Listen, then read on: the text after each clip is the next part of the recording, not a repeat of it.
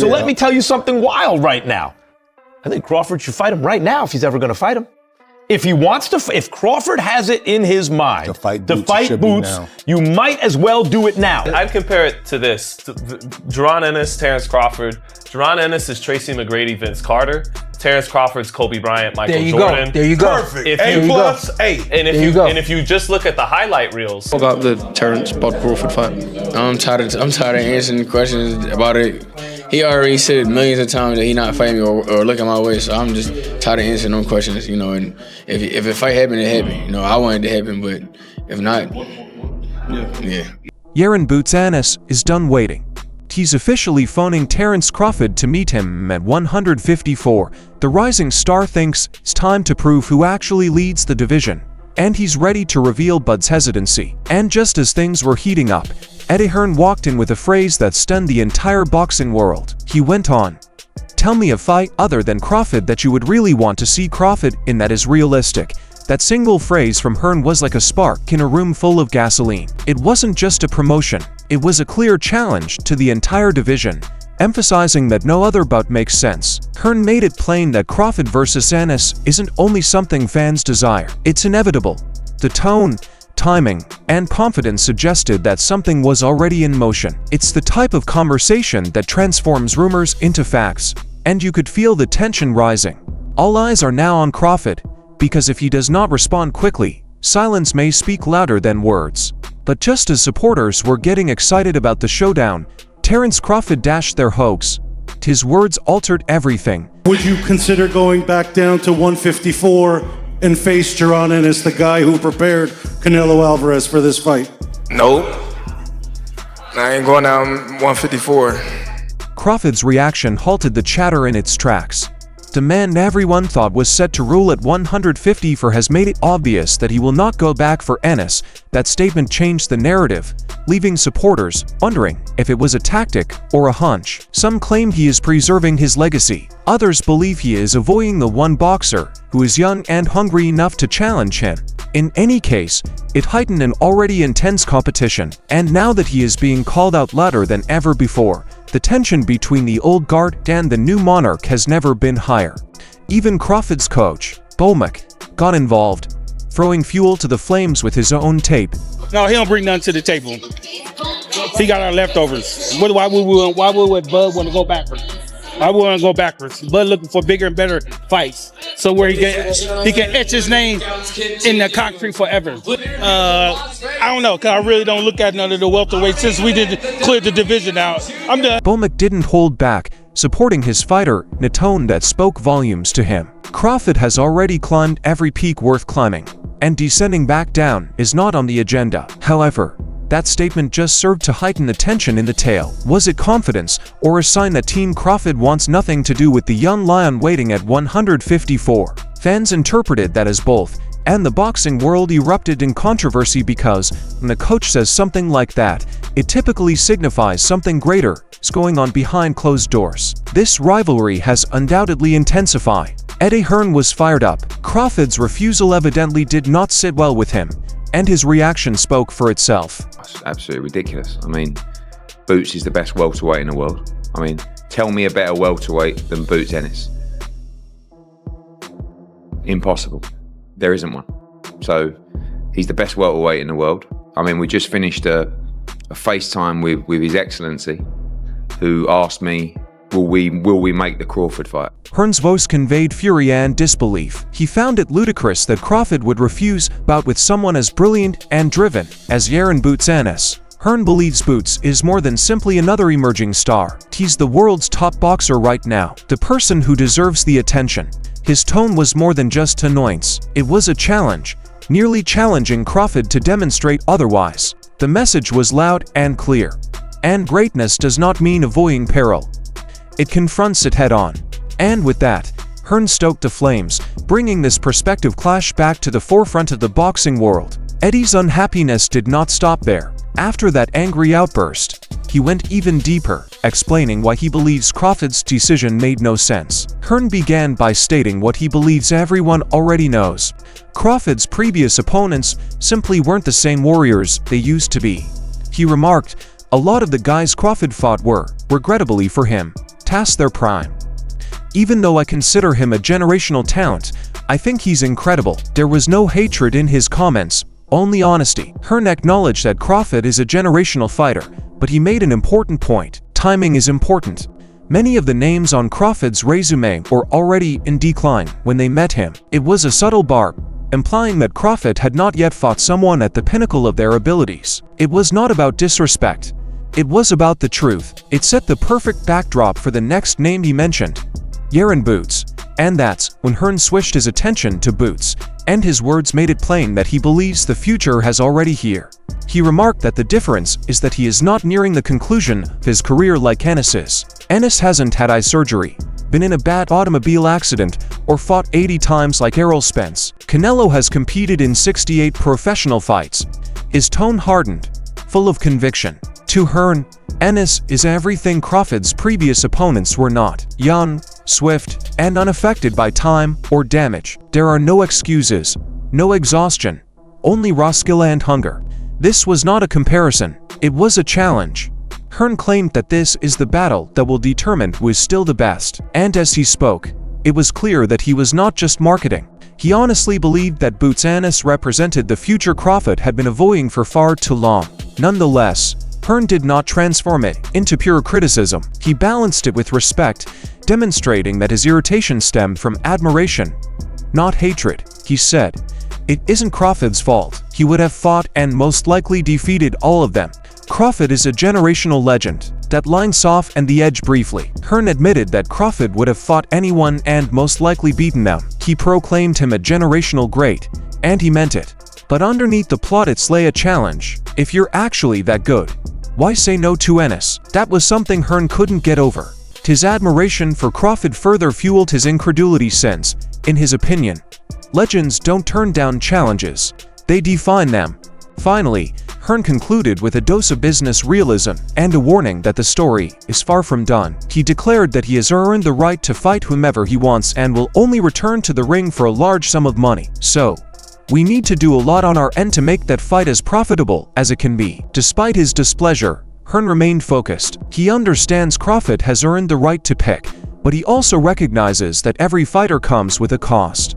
His statements suggested that Team Ennis is already planning to make this fight happen no matter what it takes. His tone reflected strategy rather than capitulation, because for Hearn, this is more than simply a paycheck. It's a conflict that determines periods. He's determined to make it happen, and the passion in his speech made one thing plain. The world might finally get the clash it has been waiting for. And just as the outrage over Eddie Hearn's comments seemed to subside, Jaron Boots Ennis himself stepped in, cool, confident, and brutally honest. That's the fight that everybody wants to see. Yeah. I want to do it. Do you respect him as like when he's like, I got a couple fights left, I'm at the end, I'm only trying to get mega fights, so I understand it, but don't lie or kept to the net and make it seem like I had the opportunity to fight you and I didn't. I never did. You know what I'm saying? And then that one time that I did, we said they called and we said you never heard nothing else back about it. So right. I mean, I respect it though. I mean, get your money. You know what I'm saying? Do your thing. But don't be capping on the net, acting like this. Ennis did not hold back. He made it plain that he is prepared to face Crawford at any time and at any weight. But Crawford isn't ready for him. Nonetheless, he spoke with respect, recognizing Crawford's greatness while criticizing the justifications surrounding the bout. His tone was not angry, it was steady, like a guy who realizes his time has come. You could sense the difference when he told Crawford not to act as if he had other options. And he wasn't begging for a fight, he was daring Crawford to confront him. Okay, now go get your money. Boots sent a statement that resonated throughout the boxing world. He isn't chasing, he is waiting at the top of the hill. Then came another voice. Coach Bredman Edwards stepped in with his own viewpoint on the Crawford topic. Canelo at 68, and then when he do it, people move the goalpost. So I don't even want to get into no Boots and Crawford talk. You know what I'm saying? Nobody got into Crawford and Floyd, and Crawford and Floyd is the same years apart as Boots and Wichicombe. Nobody ever tried to make them fight. So I don't want to get in that because I don't really know if it's possible for them to fight. Bredman did not buy into the hype. Instead, he pumped his brakes. His tone was calm yet forceful, reminding everyone that not every ideal fight is possible. He used a parallel that got folks thinking. Sometimes generations in boxing do not align. It was not about fear or avoidance, it was about timing and perspective.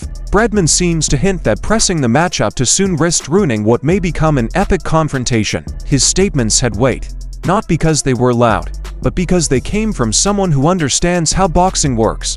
Bredman went on to explain why the Crawford versus Ennis conversation may not happen right away. Been great if Floyd would have gave Crawford a shot, but he didn't, and nobody cared. It wasn't like it was a duck. It wasn't a duck. It was like they kind of different eras, even though they fighting at the same time.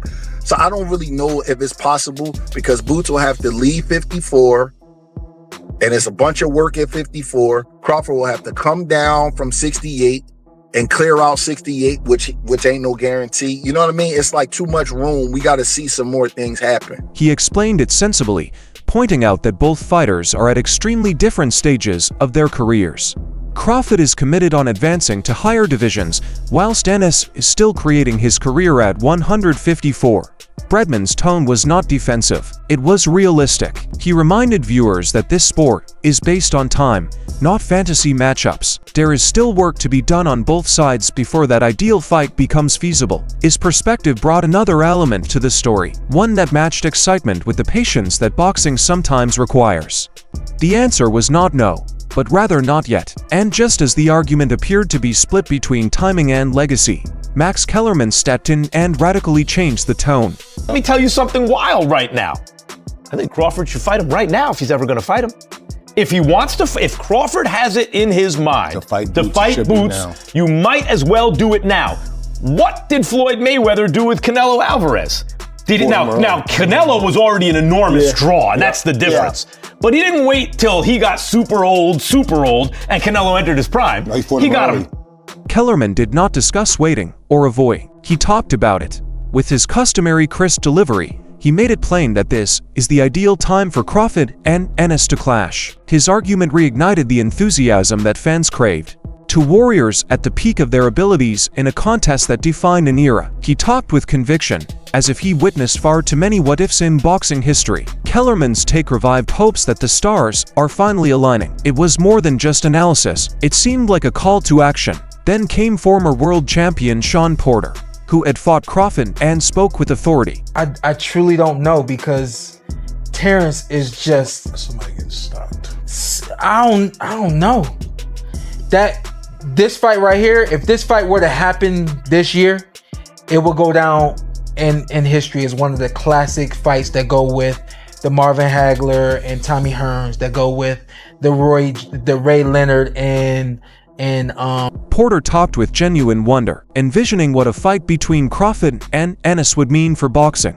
His tone did not suggest prediction. It was about legacy. You could hear the respect in his voice as he compared it to epic conflicts from previous ages. He constructed it such that this would not just be another great battle, but one that fans would speak about for decades. Porter's perspective gave the clash a sense of history and destiny, as if he could already picture it as one of the sport's greatest rivalries. It was adoration coupled with excitement, the kind that only a fighter who'd been there could feel. And as Porter went on, his tone changed from adoration to something deeper. A clear knowledge of what makes both men so dangerous. It's such a special fight because you got two alpha males in the ring that are true alpha males. You know what I mean? I was an alpha male until I got in the ring with that dude. It just that dude, like, it was like the more he wasn't allowing me to do what he wasn't, and it was like, damn, okay, well then, you know. He described the fight as not simply two boxes colliding, but two dominant men stepping into the same place and refusing to yield. Porter's insight was distinct since he had experienced that reality. He felt Crawford's presence between the ropes. His statements described a mental and physical battle in which neither man is willing to back down. It was not about punches. It was all about pride, control, and supremacy. Porter knew how severe the contest would be. It's the kind of raw energy that elevates a match up to the status of a moment, and then to history. Then emerged an approach that combined sports knowledge with pure boxing IQ. Sean Zittle's imaginative analogy immediately piqued everyone's interest. Zittle broke down the Crawford versus discussion in a way no one expected, using basketball legends to paint a picture. His example nicely captured the generational gap. Ennis' fresh explosive energy versus Crawford's honed excellence. It was more than just clever. It had reflected how fans perceive both combatants right now. Ennis' spark and flair contrasted with Crawford's smooth authority. Zittle's tone was humorous yet serious, implying that greatness is more than just highlight clips. It's about legacy, control, and how long you can stay on top. The parallel made fans wonder if we were watching history repeat itself, except with gloves instead of sneakers. Then came Tim Bradley, who was never afraid to speak his views, and he issued a sharp warning to anyone getting carried away with the Ennis hype. You kidding me right now? Come on, Sean. I respect Ennis. Listen, I respect Ennis.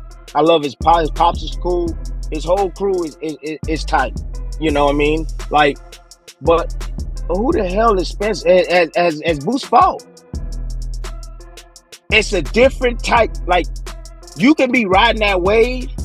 You've been getting all these knockouts of all these other different guys, but you've never been in the ring with an animal like Crawford. And when you get in there for the first time and you get hit upside your head and you see that you can't do the stuff that you usually do against the guys that you fought, you know, at the lower level, bro. Bradley's tone was strong, almost like a wake-up call for the crowd. He made it plain that, while he admires Ennis and his abilities, Crawford is a different type of beast. According to Ennis, battling Bud is unlike fighting anyone else he has ever faced. It's an entirely new degree of peril. Bradley spoke with the authority of someone who has been there and knows what it's like to compete against elite athletes. He wasn't attempting to tear them down, but rather to remind everyone that highlight clips and real bouts are extremely different. His message was simple: the ring will reveal the truth. Bradley's tone switched from furious to cautious, like a mentor who does not want to see potential wasted. I would hate for him to get in this type of fight with Crawford. You know what I'm saying? I would hate for him to get in this fight and look average. Look average. Because if you go back and you watch a lot of, and he's a spectacular fighter. Boots is a spectacular fighter. I'm a fan. I'm a fan of Boots. I think he's next. But he needs to be tested. He needs to be tested with a legit. He expressed genuine concern for Ennis's future, saying he did not want the young star to hurry into a battle that will make him appear ordinary too soon. Bradley's statements reflected respect and experience. He likes footwear and knows timing. Ennis is special to him, but he still needs to put his skills to the test before joining Crawford in combat. It was not criticism. It was tough love from a fighter who knows how quickly buzz fades in boxing. His message resonated throughout the debate. Talent is one thing. Demonstrating it against the greatest is a completely different matter. Finally, one thing is apparent. Jaron Ennis versus Terence. But Crawford is not simply another fighter speaking. It's a conflict between generations, youth and legacy, the future and the present. Every voice, from Eddie Hearn's irritation to Crawford's stillness, Porter's respect, along with Bradley's prudence, fuels an already raging fire. The boxing world is holding its breath, waiting for the moment when both men decide to settle their differences in the ring. But what are your thoughts? Is Crawford safeguarding his legacy or simply being strategic with his timing? Is Ennis truly prepared to face one of the greatest athletes of all time? Would this bout live up to the expectations, or could it forever transform the face of boxing? Please share your ideas in the comments below. We'd love to hear which side you're on. Don't forget to subscribe to our channel and stay tuned for more videos like this, as we continue to bring you the hottest boxing discussions, responses, and behind-the-scenes stories.